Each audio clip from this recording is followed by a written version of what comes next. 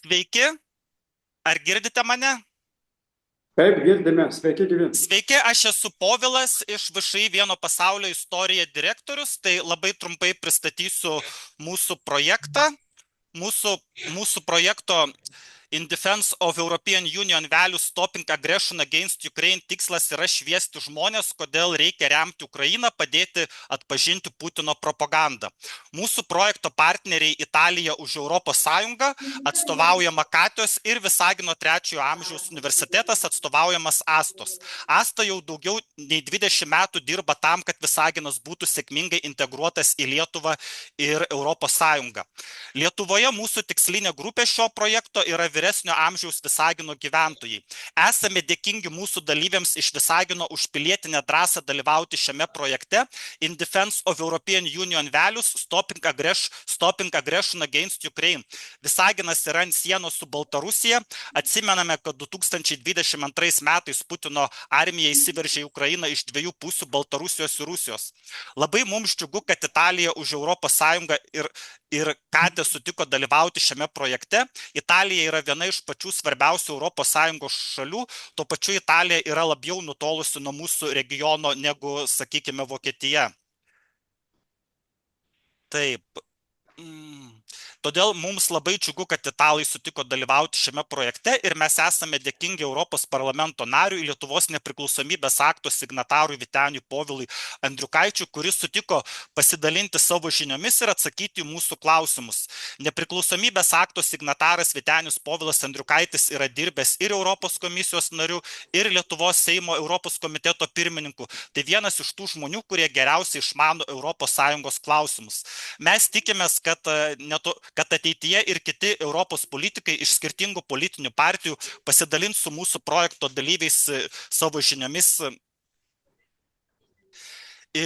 Mūsų projektą remia Europos Sąjunga, bet visa atsakomybė tenka VŠI Vieno pasaulio istorijai ir projekto partneriams Italijai už Europos Sąjungą ir Italijai už Europos Sąjungą ir Visagino 3-ojo amžiaus universitetui. Baigdamas tokį prisistatymą dar noriu trumpai pasakyti, kad mūsų projektas savaime aišku yra remiamas jokių būdų ne iš lėšų skirtų Ukrainos gynybai, tai yra jis yra remiamas iš Erasmus programos. Erasmus programa yra Europos Sąjungos švietimo programa. Tai dabar aš turiu dar keletą tokių klausimų, paskui tiesiog paleisime ratu. Tai mano pirmi tokie klausimai vadiniai būtų, kas yra Europos Sąjungos vertybės ir kas yra Europos Sąjungos vertybės ir kodėl reikia padėti Ukrainai ir koks yra Europos parlamento vaidmuo bendrai Europos Sąjungoje ir remiant Ukrainą. Čia aš turėčiau atsakyti. Taip. Puiku. Tai pradėkime dar kartą. Labą dieną. Ačiū Jums visiems pakvietusiems mane į šią labai malonę ir labai vertingą diskusiją. Aš manau, kad kaip tik diskusija gali sudaryti gerą atmosferą tarp mūsų, didinant pasitikėjimą vieni kitais. Nes Europos Sąjungos viena iš pamatinių vertybių yra pasitikėjimo vertybė. Vertybė, kuri subūrė 27 valstybės į bendrų tikslų siekiančią tokią, sakyčiau, organizaciją. Kuo jis skiriasi nuo kitų? Tuo, kad ES valstybės narės visos iki vienos būdamos nepriklausomos, pabrėžiu, visos iki vienos suverenės. Tačiau jos sutiko dalyvauti kartu sprendžiant pasaulio reikalus ir pasirašyti tokią sutartį, vadinasi Lisabono sutartis. Aš neminėsiu viso ilgo kelio, kiek sutarčių buvo pasidaryta, pradedant nuo Romos sutarties, kadangi čia mes turime italus kaip partnerius, tai Romos sutartis yra toji, kuri padėjo pagrindus integruotai valstybių bendradarbiavimo sąjungai. Tačiau akivaizdu, kad būdamas suverenios jos nutarė sutarti, kas jas laiko kartu. Taigi pamatinės vertybės: pirmoji – valstybių ir tautų laisvės, antroji vertybė yra valstybių ir tautų lygiavertiškumo ir lygybės, trečioji pamatinė vertybė yra teisės viršenybės principas arba kiekviena valstybė turi savo konstituciją, iš konstitucijos išplaukiančią teisinės viršenybės sąlygą, kuri nustato, kad niekas kitas, tik įstatymai ir teisinės taisyklės lemia visų valstybių sugyvenimą. Kitaip sakant, teisės viršenybės principas tampa ir atskiros valstybės egzistavimo kertiniu akmeniu ir pačios Europos Sąjungos. Toliau pasakoma, kad yra būtinai demokratija, būtinai visų žmogaus teisių, laisvių gerbimas, būtinai. Ir žmogaus orumo kaip pirmiausia. Toliau sakoma, kad įskaitant ir mažumoms priklausančias žmonių grupės. Ir tautinėms mažumoms, ir tautinėms bendrijams, ir seksualinėms mažumoms, kurio daug kas nesupranta šito dalyko. Tačiau labai aiškiai pasakyta, kad mažumų teisės yra vertybė. Taip pat įsipareigojama, kad ne tik žmogaus teisės ir laisvės gerbiamas, bet įsipareigojama ratifikuoti tiek žmogaus teisų ir laisvių pagrindinės konvencijas, tiek Europos žmogaus teisų ir laisvių konvencijas, kurios apima ne tik 27 valstybės, jos apima ir kitas valstybės, kurios įeina į Europos parlamentinę asamblėją, Europos tarybą, taip vadinamą, kur yra žmogaus teisų teismas. Ir dar įsipareigoja, kad būtinai sutarė, jog yra 3 išimtinės sritys kompetencijų, kurias jos deleguoja ES institucijoms, tai yra išimtinės kompetencijos, jos yra 6 srityse, tai muitų sąjungos ir kitos neliesiu. Toliau yra dalymosi kompetencijos, kur šalys narės ministrų tarybose sėdi, diskutuoja ir dalyjasi sprendimais, ir kai jau sprendimus priima, tuomet jos savo namuose, pas save, savo šalyse jos įgyvendina. Ir papildomam kompetencijom. Tai štai tai yra kertiniai dalykai. Demokratija, teisės viršenybė, pagarba mažumoms, toliau pagarba visoms žmogaus teisėms ir laisvėms ir neabejotinai tarptautinių jungtinių tautų tarptautinių įsipareigojimų ir tarptautinių konvencijų gynimas. Tai va štai visą tai sudaro 27 valstybių sugyvenimo pagrindą. Ir jos puikiai suprantame, kad tai nekonfrontuoja nei su vienos valstybės nacionalinė konstitucija, nei uzurpuoja viena kitos suverenitetą, nei nuneigia viena kitos ypatumus ir kultūrinius savitumus ir užtikrina galimybę kurti bendrąją rinką ir užtikrina galimybę 4 pagrindinėms laisvėms, tai yra asmens judėjimo, tai yra prekių judėjimo, paslaugų judėjimo, pinigų judėjimo. Taip sakant, ir leidžia sakyti, kad kiekviena šalis turi dvigubą pilietybę. Turi šalies narės pilietybę ir papildomąją ES piliečių pilietybę. Bet šitas paketas vertybių ir teisių yra tai, kas sudaro šiandien mūsų visų bendrą pagrindą. Ar Visagine, ar Vilniui, ar Romoje, ar Paryžiui. Tai labai ačiū už išsamų atsakymą, mes padarysime transkripciją anglų ir rusų kalbomis būtinai, ir italų kalbomis. Ir kitas mano klausimas buvo, kodėl reikia remti Ukrainą. Dabar atsakysiu, kodėl reikia remti Ukrainą. Todėl, kad Ukrainos agresijos prieš Ukrainą klausimas yra visais požiūriais, yra egzistencinis pasaulio dabartinės tvarkos ir tarptautinio stabilumo klausimas. Jeigu mes nespręsime šio klausimo, tai tarptautinė teisė pagrįsta pasaulio tvarka subyrės. Pirma, tiek buvusi Tarybų sąjunga ir buvusios visos ES valstybės kartu pasirašė Helsinkio baigiamąjį aktą. Helsinkio konferencijos baigiamąjį aktą 1975 metais. Jame įdėti 10 kertinių principų. Principai, kurie sako, pirma, valstybių narių sienos neliečiamos. Antra, teritorinis integralumas neliečiamas. Trečia, abipusiai ginčiai dėl teritorijų ir sienų sprendžiami tik taikiu būdu. Ketvirta, visos šalis pasirašusios Helsinkio dokumentą gerbia žmogaus teisės ir laisvės kiekvienoje šalyje. Penkta, negalima įsiterpti į kitos šalies politinį gyvenimą jokiom priemonėm, nei informaciniam, nei kitom. Šešta, užtikrintamas teisės viršenybės principas visur, garantuojamas mažumų teisės ir štai šitas paketas Helsinkio baigiamojo akto sudarė Europos saugumo architektūros pamatus, kertinius pamatus. Dabar agresija prieš Ukrainą ką sugriauna? Pirma, sugriauna teritorinio integralumo principą. Antra, sienų neliečiamumo.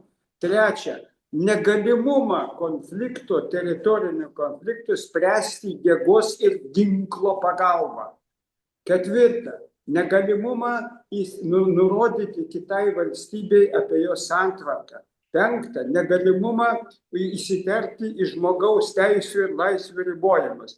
Šitie principai yra, pirma, universalūs, antra, ES, trečia, juos pasirašė Tarybų sąjunga ir juos po to perėmė ta pati Rusija, ne Putino administracija, bet Jelcino administracija.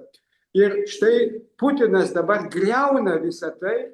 Ir tai yra ne tik Ukrainos problematika, tai aplamai yra mūsų visų tolimesnio gyvenimo taikaus sambūvio ir taikaus bendradarbiavimo problematika. Jeigu mes dabar užsimerksim akis ir leisim iš jėgos pozicijų, iš agresijos, iš stipresniojo ginklo teisės keisti valstybių sienas, užgrobti teritorijas, mes jau atėjome į katastrofą ir mes sugriausime bet kokį tarpusavio tautų sugyvenimo pamatą. Tarptautinės teisės viršenybė remiasi šitais Helsinkio akto principais ir Lisabonos sutarties principai tai atkartoja. Ir štai kodėl agresija prieš Ukrainą yra netgi pačios Rusijos agresija prieš pačią save. Pats Putinas griauna pačios Rusijos egzistenciją. Noriu priminti visiems, kad jeigu staiga stipresnė Kinija vėl norėtų užgrobti dalį Amūro teritorijos, arba Vladivostoką, arba Damansko salos konfliktą, Visagino vyresni žmonės turi atsiminti Tarybų sąjungos ir Kinijos kruviną konfliktą dėl Damansko salų. Tai jeigu dabar pati Rusija griauna tarptautinę tvarką, kad galima sienas keisti iš jėgos pozicijų, tai jinai čia pat gali susilaukti jėgos iš daug jau stipresnės Kinijos. Taip kad Putinas padaro milžinišką žalą savo pačiam, Rusijai ir Ukrainai ir visai ES saugumo architektūrai. Štai kodėl yra vienintelis kelias sustabdyti agresiją, grąžinti Rusijos pajėgas į Rusiją, atstatyti teritorinį vientisumą, atstatyti sienų neliečiamumo principą, užkirsti kelią jėgos naudojimui tarpusavio teritorinių ginčių sprendime. Ir suprantama, iškyla klausimas kompensuoti žalą, kurią agresija atnešė. Taip, kad tai yra ne tik ES problema, tai yra pačios Rusijos egzistavimo problema. Nes jeigu Rusija toliau tęs agresijos politiką, kad į ginklų gali grasinti kaimynams, tai didesnis kaimynas greitai pagrasins ir jiems. Labai ačiū už jūsų išsamų atsakymą, visiškai aš su jumis sutinku ir aš savo trečią klausimą aš pasiliksiu pabaigai, jeigu spėsim, o dabar norėčiau leisti pakviesti klausimus užduoti italams.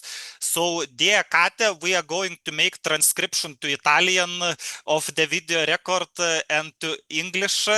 And dear Kate, I know that you you and your adult learners, they prepared many good questions.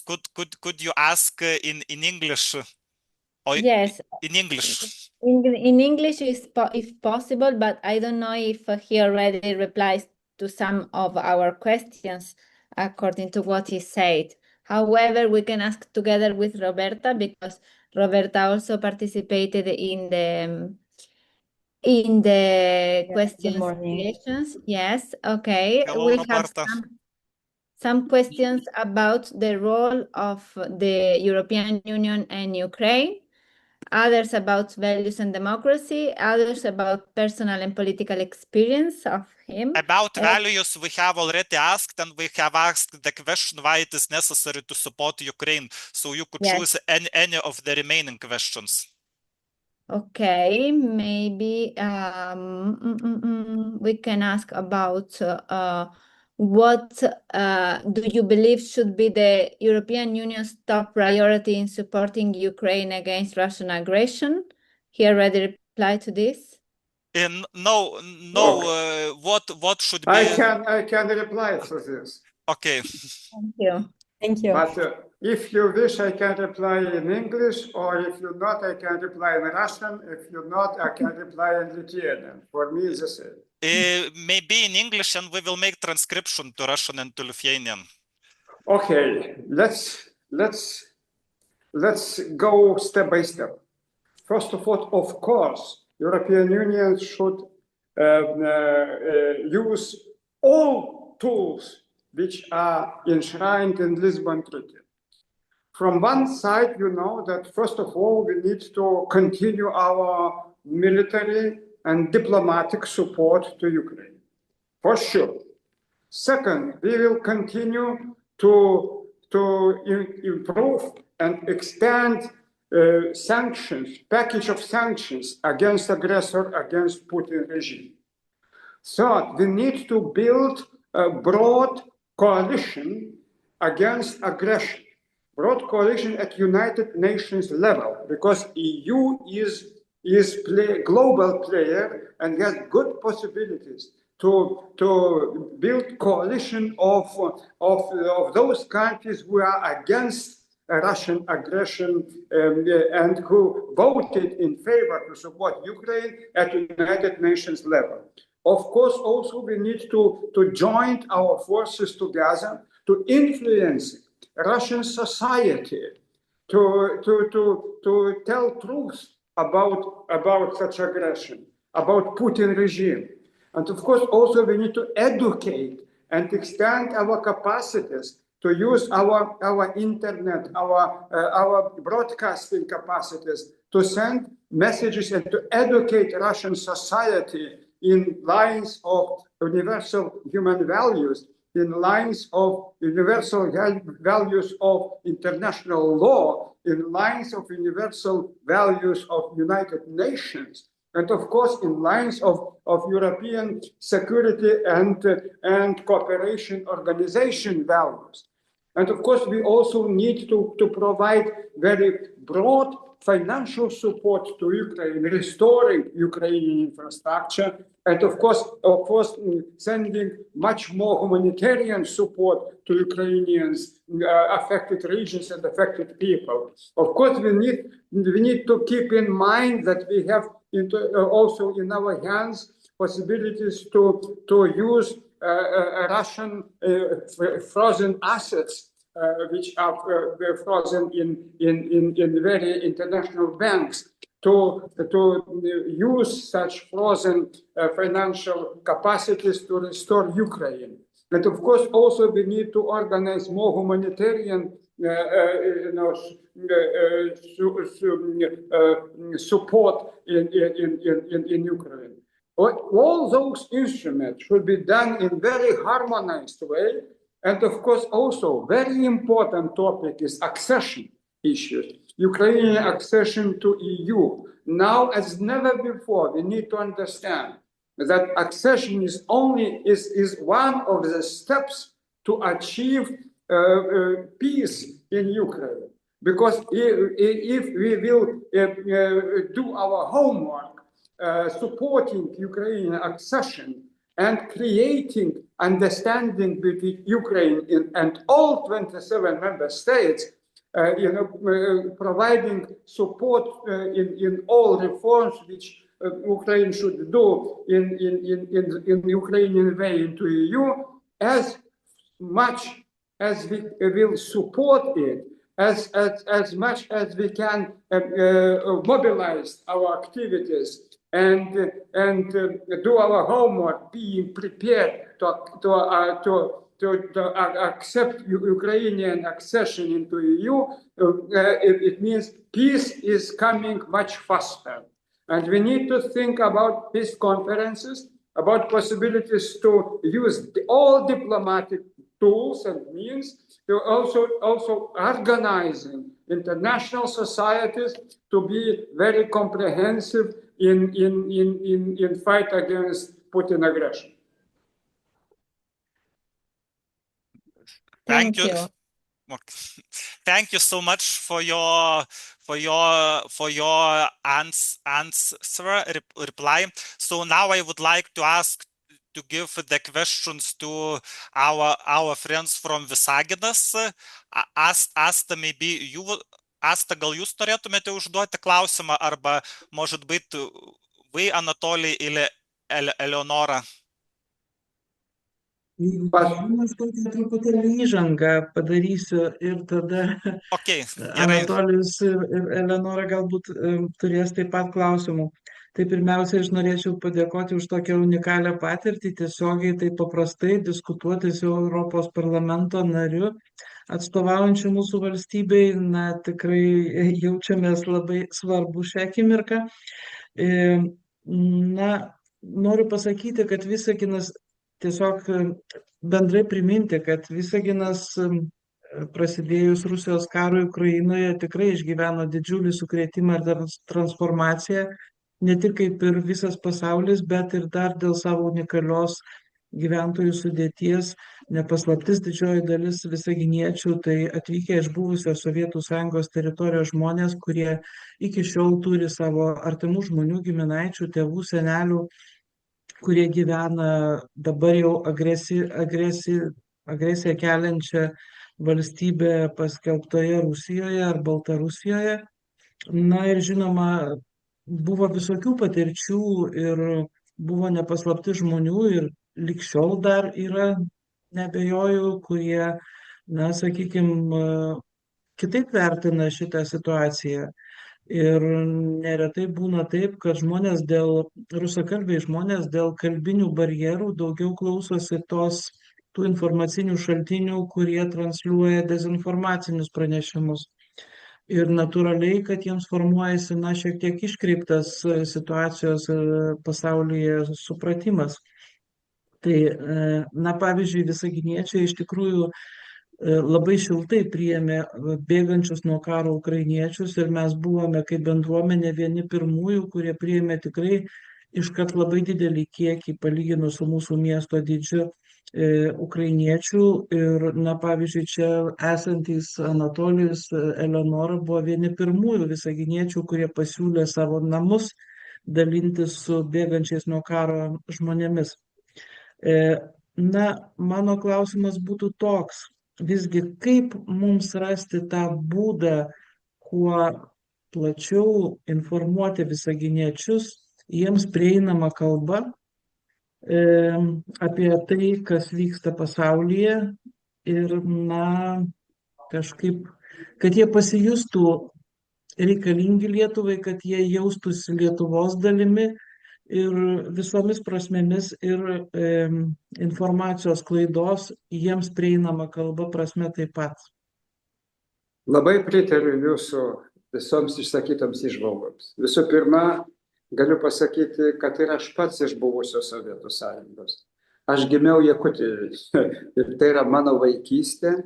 Ir niekas iš manęs neatims nei Lenos upės, nei vaikystės prisiminimų, nei mano kaip sakyti, kaimynų berniukų soldatovų, su kuriais lakstam po Liokminsko apylinkes. Ir lygiai taip pat puikiai žinau Visaginą, kadangi Visaginas gimė mano akise. Nuo 1976 iki 1985 aš dirbau Ignalinos centriniai ligoniniai ir kaip tik tada Dūkšte kūrėsi ZUSas, Западное управление строительством, Dūkšte kūrėsi Visagino statybininkai, Sniečkaus atominės elektrinės statybininkai, buvo suvažiavę iš visų Tarybų Sąjungos, kaip sakyti, vietų. Labai daug yra ir iš Ukrainos, nes Ukrainos atominės energetikos pramonė labai buvo stipri ir Visagine, ir Sniečkui tuometiniam dirbo daug Ukrainos specialistų. Jūs žinote, kad ir panašaus tipo atominė elektrinė buvo pirmoji pastatyta būtent Ukrainoje, Černobylyje, kur įvyko Černobylio avarija. Tai yra tas pats tokio tipo reaktorius, kaip ir buvusi Ignalinos atominė elektrinė. Taip kad ryšių yra daug, gyvenimai yra persipinę. Ir kas yra labai svarbu, nenusiminkit, kad žmonės turi skirtingas nuomonės, tai yra absoliučiai suprantama. Ir jeigu aš esu demokratas, tai aš puikiai pripažįstu, kad žmonės turi savo kasdienę nuomonę, savo giminės, savo radiją, savo įsitikinimus, net ir pyksta, jeigu tu bandai jų įsitikinimus pakeisti. Propaganda ir kontrpropaganda čia nepadės. Nei propagandos liežuvis, kuri naudoja Putino propagandą, nei kontrpropaganda, kurios daug yra ir Lietuvos televizijų ir radijai. Abiem atvejais tai yra ne tas kelias. Kita vertus, visiškai sutinku su tai žmonėmis, kurie puikiai suprato šitą karo siaubą ir puikiai priėmė pabėgėlius. Nes tai yra visiškai akivaizdu. Aplamai, aš manau, kad daugelis žmonių net negalėtų patikėti, kad Rusijos federacijos ir Ukrainos galėjo būti toks kruvinas karas. Jeigu man kas būtų papasakojęs 1988 arba 1995 arba 2005 metais, būčiau nepatikėjęs. Taip, kad visiškai suprantami Visagino žmonių jausmai. Toliau visiškai aišku, kad Visagino žmonės priklauso ir rusams, ir baltarusiams, ir ukrainiečiams, ir visų tautybių čia turite žmonių. Ir todėl tautinis jautrumas kalbai, jautrumas jų nacionaliniam charakteriui, jautrumas jų vidaus, jų garbė, nes jie turi savo istorijos supratimą apie Tarybų Sąjungą, apie Rusiją.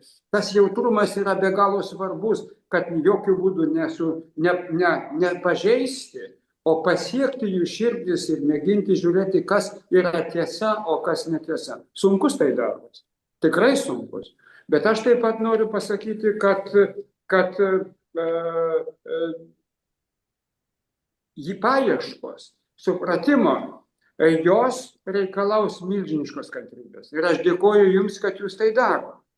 Ir kita vertus noriu dar pabrėžti, kad mums nereikia siekti, kad mūsų tautinės bendrijos būtų per prievartą lituanizuotos. Jos yra mūsų tautinės bendruomenės sudėtinė dalis. Jie yra tie piliečiai, kurie kalba rusų kalba, jie yra Lietuvos Respublikos piliečiai. Ir tai yra didžiulis pagarbus dalykas ir jo labiau, kad jie taip pat yra ir Europos Sąjungos piliečiai. Tie rusakalbiai lietuvių piliečiai, kurie turi mūsų pasą Visaginę, jie juk taip pat turi Europos Sąjungos piliečio pasą. Kitaip sakant, jie turi patys matyti, kokioje geroje erdvėje gyvena. Jie gali nuvažiuoti į Romą, jie gali nuvažiuoti į Ispaniją, jie gali nuvažiuoti į Briuselį, nereikia vizų. Jie naudojasi kaip Lietuvos Respublikos rusakalbiai piliečiai, naudojasi ir Europos Sąjungos pilietybės teisę. Kitaip sakant, jiems reikia pasakyti, kad jie gyvendami Visagine nėra jie niekuo izoliuoti. Jie turi visas teisės ir visas garantijas Šengeno erdvės, bendros rinkos, vairuotojo pažymėjimo, telefonų ir taip toliau. Ir tai jiems gali padėti suprasti, kad ES vertybės jiems rusams, Lietuvoje gyvenantiems rusams, Lietuvos Respublikos piliečiams yra taip suprantamas. ko visiškai nesupranta jų rusai, jų giminės gyvenantis kur nors Smolenske, ar gyvenantis kur nors Tuloj, ar gyvenantis Maskvoje. Nes ten supratimas yra visiškai kitoks. Bet mes turime būti jautrus šitoje vietoje. Ieškoti įtikinamų argumentų jautriai sureaguoti į tai, kad mes susikalbėtume. Dabar kas dar yra labai svarbu? Svarbu pasakyti, kad nenustebkit.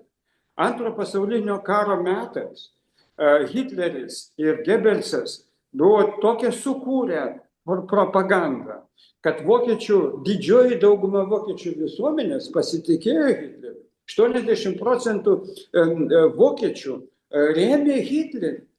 Ir kai pradėjo kristi bombos Dresdene ant kitur, ant tų vokiečių galvų, jie tik tada suprato, kad karas vyksta. O šiaip jų propaganda buvo pasakiusi, kad jie kariauja už tiesą, už didelį reikalą, už vokiečių tautą ir garbę. Jie gyvena šitai propagandai. Ruskiai mir pasinaudoja labai jautrių dalykų. Kaip nepasakyti, kad ruskiai mir, aš esu ruskiai, tai liktai ruskiai mir. Ir jie Putino propagandą naudoja jautrų nacionalinį dalyką ir daro panašiai, ką darė hitlerininkai. Ir dėl to žmonės Rusijoje pasitikė Putinu, nes tai yra propagandos vaisius. Bet jeigu mes primityviai tą atakuosim, nieko iš to gero neišeis. Todėl kontrpropagandos ir propagandos kautynėse reikia ieškoti kitų kelių. Ir reikia tam mūsų Visagino piliečiams taip pat paaiškinti, kad suprantama, kad Putinas perėmė visą savo informacinę kanalą į savo rankas ir jie mato tą televiziją vienaspalvę, visiškai pajungtą tam tikram ideologiniam tikslui per jautrą mintį, ruskąją kultūrą. Aš esu didelis rusų kultūros fanas. Aš negaliu nepasakyti, kad aš nesiklausau Šostakovičiaus arba Čaikovskio, arba nemėgstu Mandelštamo, arba nemėgstu Visockio. Visockio dainos man ir dabar brangios. Tie Lietuvos šovinistai, kurie nori čia užkirsti atseit, tai jie didžiausi kvailiai. Pavyzdžiui, Tumino spektakliai Maskvoje yra didelis mano džiaugsmas. Aš pats juos mačiau Maskvoje. 19 metais buvau dar Maskvoje. Tai šiuo atveju reikia suprasti labai gerai, kad mes turime rasti kalbą su visaginiečiais, padaryti juos jie yra mano turtas, jie naudojasi ES pilietybę, bet aš turiu išaiškinti, kasgi vyksta Putino karo propaganda ir karo mašina. Ir kodėl šiandien subombarduotas vėl miestas, kuriame vėl dega pastatai. Tai aš noriu atvirai pasakyti, kad mes turime atskleisti karčią tiesą, kuri aišku neabejotinai gali sukelti rusakalbių žmonių širdyse skausmą arba nenorą tai priimti. Tai logiška, tai suprantama, nieko čia naujo. Todėl jautrumas, pokalbis ir temų ieškojimai ir beldimasis į tų žmonių širdis tai yra labai atsargus darbas. Mes negalime ignoruoti realybės. Ir aš labai džiaugiuosi jumis, kad jūs Visagine tokį kilnų darbą daro. Labai jums ačiū. Aš hiperaktyvus kartais. Jo, tai aš irgi prisijungiu prie Astos, tai labai jums ačiū už tokį išsamų atsakymą. Aš manau, kad tas analogija su Hitleriu tai yra labai teisinga, nes Hitleris ir buvo tas, kuris prieš Antrąjį pasaulinį karą, jis ir Lenkiją kaltino, ir Čekoslovakiją, ir Lietuvą, kad pažeidžiamos vokiečių tų mažumų teisės. Ir aš dabar norėjau paprašyti Eleonoros ir Anatolijaus galbūt jūs turėtumėte klausimų, dar ir Vladimiras, мату, присоюнгясь. Может быть, у вас есть вопросы из Элеонора и Vladimir. Gerai, puiku, drąsiai. Nedideliai klausimėliai, o gal ir dideliai. Norėjau, toks klausimėlis. Kaip taip išėjo, kad Europoje yra silpnesnė už Ameriką, nors ji senesnė. Ir kokia yra pagrindinė karo priežastis? Ar jau buvo galima išvengti? Aš manau, kad jūs galite ir rusiškai suprasti. На taip. Давайте попробуем по-русски поговорить на эту тему. Будет лучше и вам, и мне. Хорошо. Потому что для меня это будет хорошая возможность опять себе напомнить русский язык и практически поговорить с вами. Потому что ваш вопрос затрагивает очень много сфер. Во-первых, как вы знаете, Евросоюз не был создан как военный блок. Не был создан. В то время, когда Евросоюз создавался, военным блоком было НАТО. И только Франция и некоторые другие страны имели альтернативную военную структуру, военный альтернативный маленький блок, который назывался Западноевропейским блоком. Но вы знаете, что в Евросоюзе только 2 страны имеют атомное вооружение. Это сейчас одна. Была Великобритания, она решила оставить Евросоюз. Так сейчас одна только Франция имеет атомное вооружение.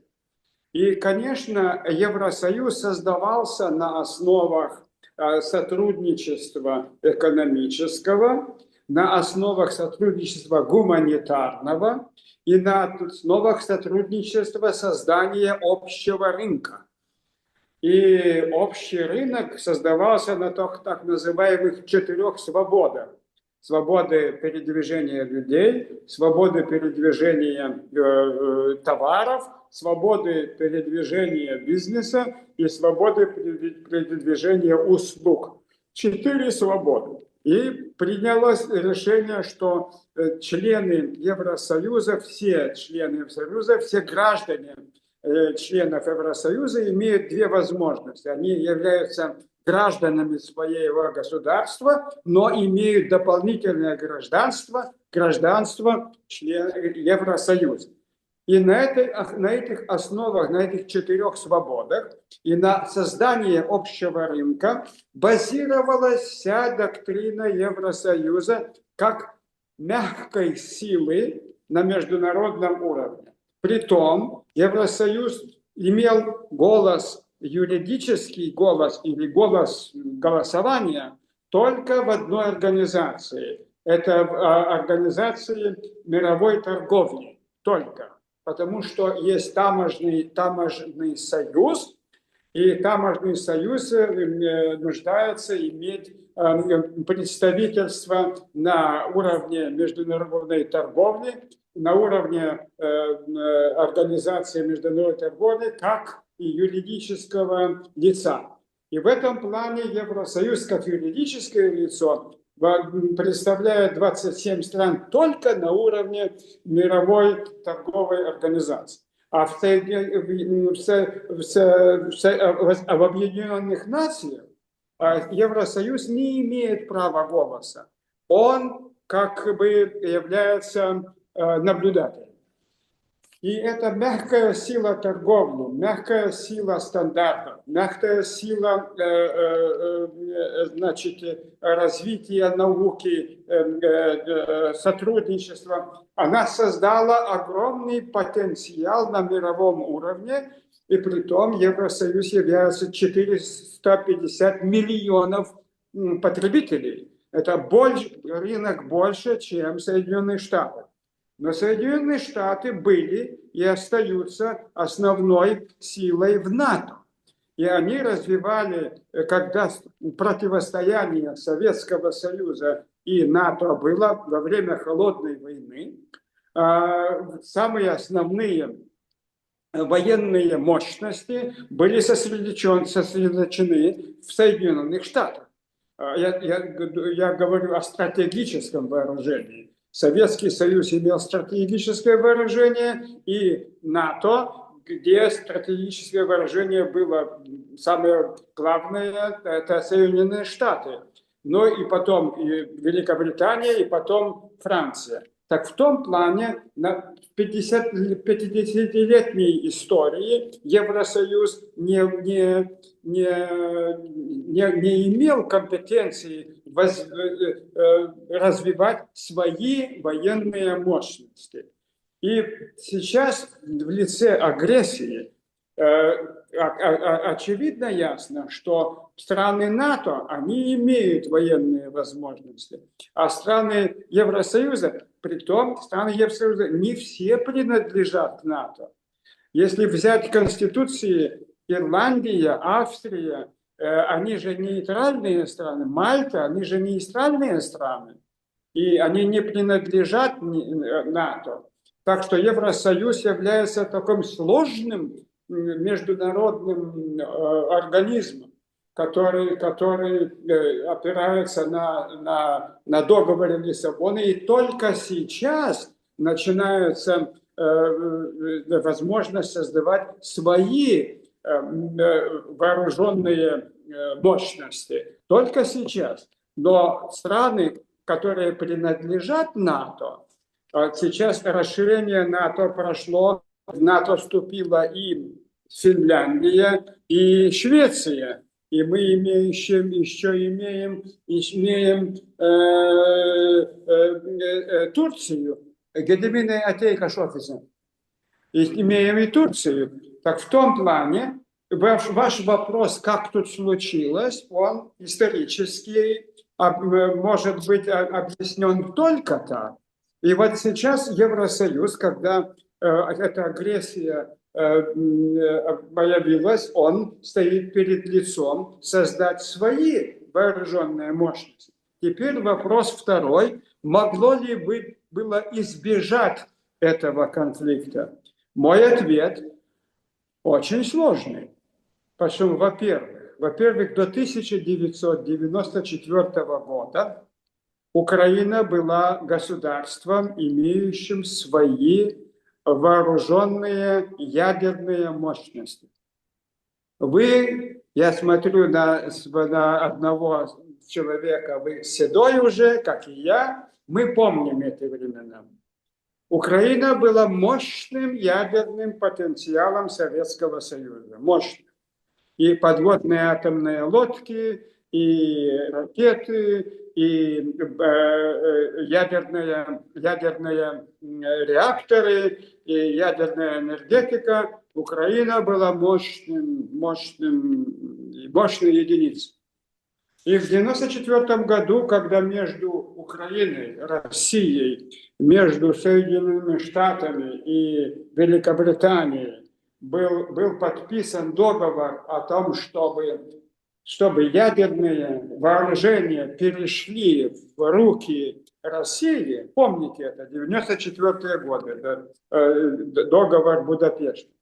Там был подписан договор, что те 4 страны, Россия и Великобритания, Соединенные Штаты, и как наблюдатель, я думаю, что тоже Франция, они были обязаны гарантировать безопасность Украины. Это договор 1994 года.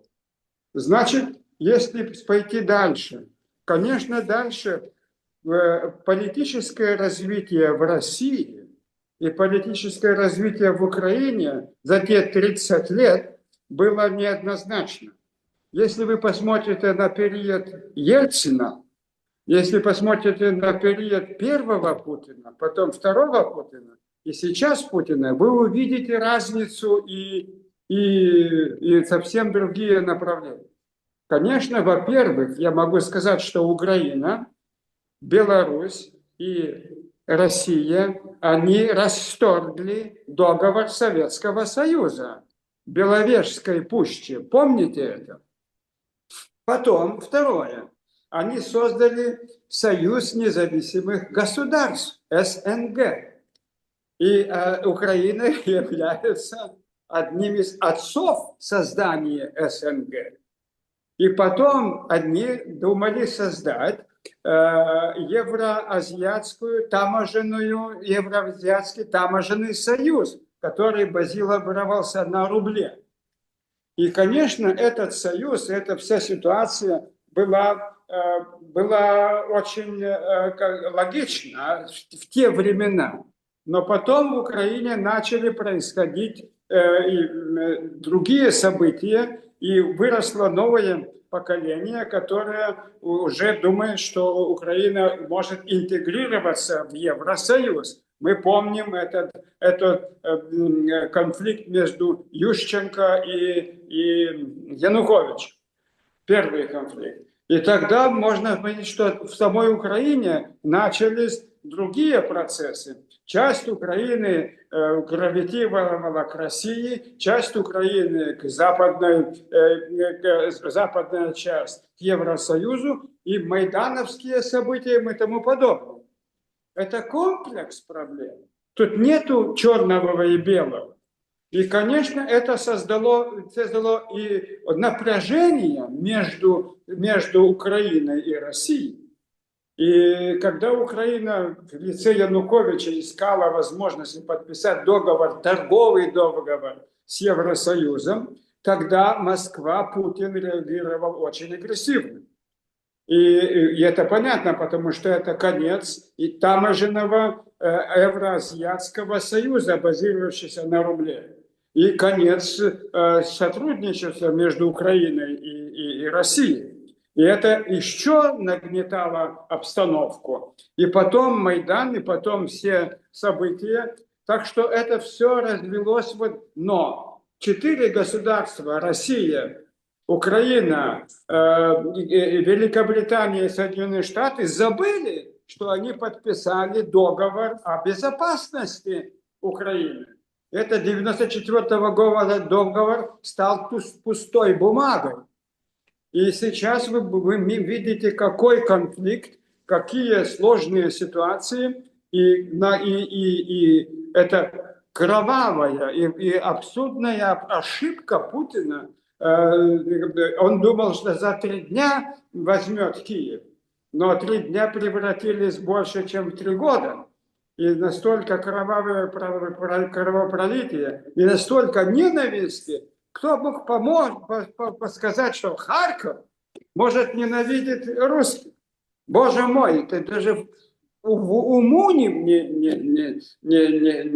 невозможно.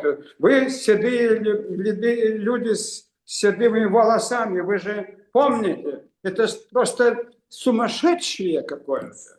Но я понимаю, какие сложные отношения сложились, и в чем есть. Могли ли вы избежать войны? Ответ. Если в 1994 году страны, подписавшие договор, были бы обязаны соблюдать свой договор, Россия бы не могла бы стать агрессором, потому что она была стороной, подписавшей договор безопасности с Украиной. Но она поломала этот договор. А если бы Украина осталась ядерным государством, я бы попросил вас, висагенцы, вы думаете, что тогда бы агрессия началась? Я думаю, ситуация была бы совсем другой. Потому что Украина могла остаться ядерным государством. Могла. И что тогда? А вот тогда было бы другое. Вот в чем. Очень много здесь причин, почему все это так получилось. Так. Большое вам спасибо, что очень for very good reply. Отвечал на ваши вопросы, ответил. Ну, если еще имеете вопросы, пожалуйста. Да, может быть, Элеонора или Анатолий или Роберта есть вопросы. Ну, давайте я скажу, если можно. Да. Анатолий меня зовут. Я хочу поблагодарить нашу, что мы в гостях имеем возможность задать все эти вопросы и поговорить с представителем Литвы в Евросоюзе, в Европарламенте. Но все, что он говорил, мне нравилась его эмоциональность и уверенность в том, что он говорит. И это очень близко то, что я как воспринимаю эти события.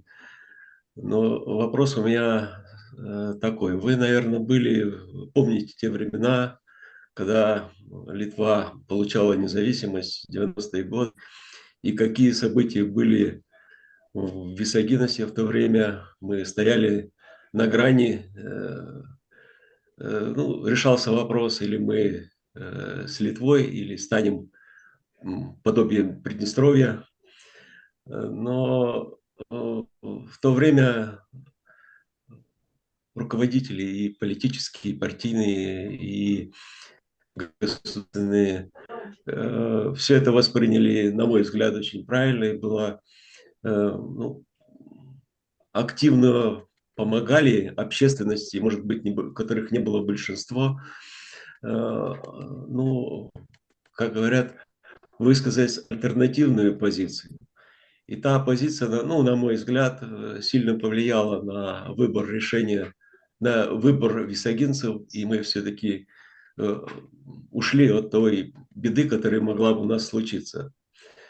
Вы помните, что в это время была поддержана альтернативная пресса, такая газета, как «Альтернатива», которая выражала мнение, не совсем то, которое выдавала партийная пресса, типа «В каждый дом». И, также потом было, по сути, профинансировано создание у нас Центра национальных культур, который решал действительно очень многие вопросы консолидации, интеграции сообщества и поддержки национальных меньшинств. Также большое внимание было, целая большая программа по изучению литовского языка финансировалась со стороны Литвы.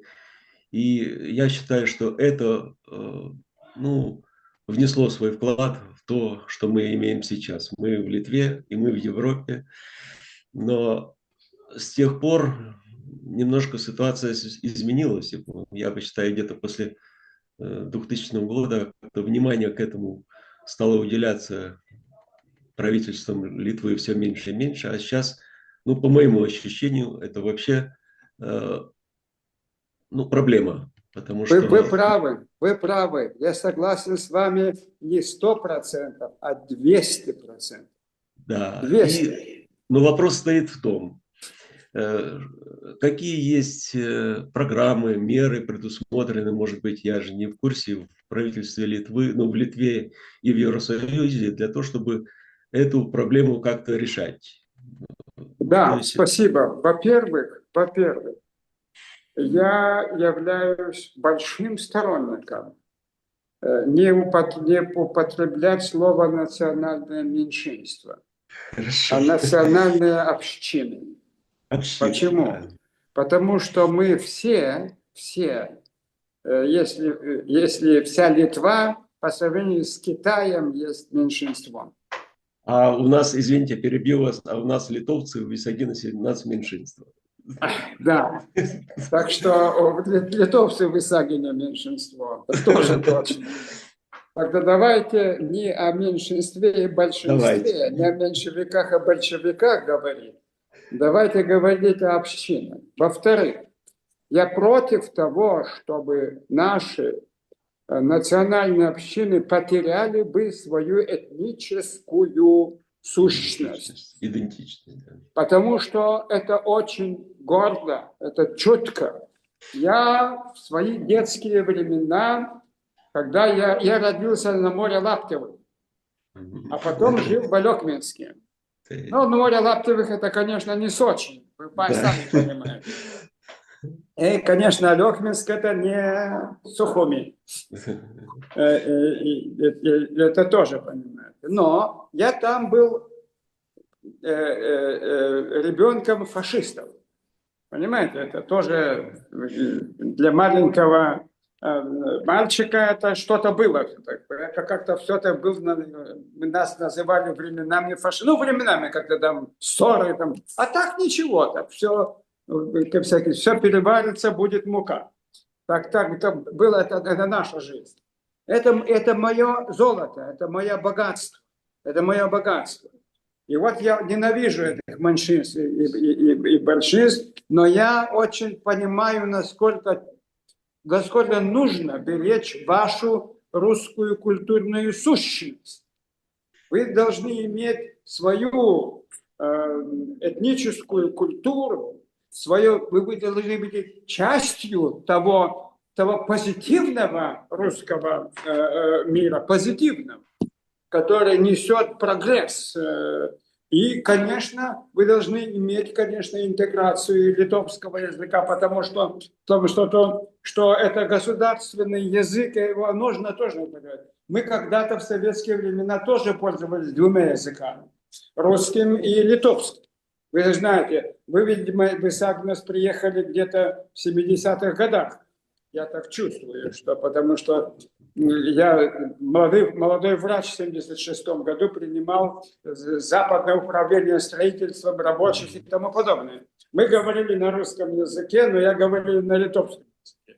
Так что тут тоже понятно, что нужно говорить и на русском, и на литовском. И вы абсолютно правы, что сейчас поменялось поколение, и они не понимают этого. Конечно, нужно больше уделять финансов, средств для того, чтобы вы могли пользоваться государственным языком, но для того, чтобы вы могли пользоваться и своей культурой. Потому что как можно, значит, угнетать это чувство гордости? Это чувство гордости у каждого человека. Это, понимаете, когда Пушкин написал «Я памятник создал себе нерукотворный». Помните это? И калмык, и все должны как бы уважать друг друга. И калмык, и якут, и русский. Сейчас вы понимаете, что в России тоже есть проблема с этничеством. Конечно. Русские и россияне. Якут принадлежит Российской Федерации, но он не русский. А русский принадлежит тоже Российской Федерации. И вот россияне и русские – это не то же самое. И тут то же самое должны... Россия многонациональная страна. И тут нужно тоже понимать это. Так что я совсем согласен. И чтобы вы имели свою прессу, свои газеты, свою культуру, это мне настолько понятно. Я не являюсь шовинистом. Я против любого толка шовиниста. Будет это Путин или Кощунас. Для меня одно и то же. Для меня и литовские шовинисты, и русские шовинисты мне отвратительны одинаково. Я не принимаю этого. Это дорога никуда. Это дорога к ненависти и к войне. И я откровенно говорю, конечно, я с вами не разделяю, что мы потеряли такую хорошую политику и опыт, который был в 90-х, до 2000 года. Да. Я был членом этих процессов. Я приезжал в Исагнес. Я решал очень много висагинцев меня знают в лицо. Я не знаю, жив ли Шевальдин, но если жив, передайте ему привет. Потому что это замечательные люди. И мы решали очень много вопросов. Так что тут для меня все ясно. Да, эти ошибки сегодня очевидны. Мы должны с этим новым правительством думать и решать, как это нужно решать. Да, спасибо. И очень спасибо. Может быть, у Роберта или у Элеоноры есть вопросы короткие. Элеонора, может быть, есть у вас вопрос? Добрый день. Я думаю, что я очень много услышала важного для меня сегодня. Я просто хотела бы сказать огромное спасибо за то, что вы говорите на эту тему. Вы говорите с нами о том, о чем мы между собой говорить боимся. Боже мой, Так до чего мы дожились? Черт побери. Да, потому что, Это потому ужасно. что, Ужасно. потому что Элеонора, это я вносит, поддерживаю вас. Будьте это вносит такой храбрыми. это Будьте вносит такой храбрыми. раскол между людьми, это страшно. Это Ну. очень страшно. И когда мне звонит сестра из России и говорит, мы придем и вас спасем, мне страшно вдвойне, что людей в наших городах, таких как Висагинес, Даугавпилс, смогут использовать для каких-то провокаций. Это очень страшно. Поэтому Элеонора, я хочу давайте сказать, решать эту проблему совместно. Не оставляйте меня одного.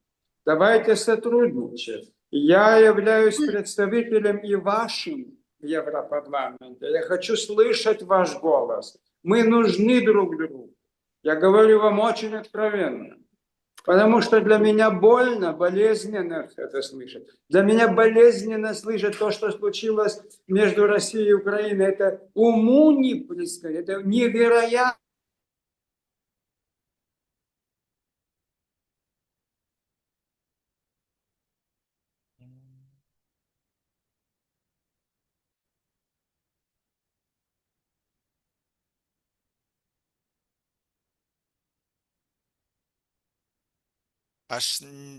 Man pakibo gerbiamas Andriukaitis, bet turbūt aš pakibau, nes man jūs visi pakibote.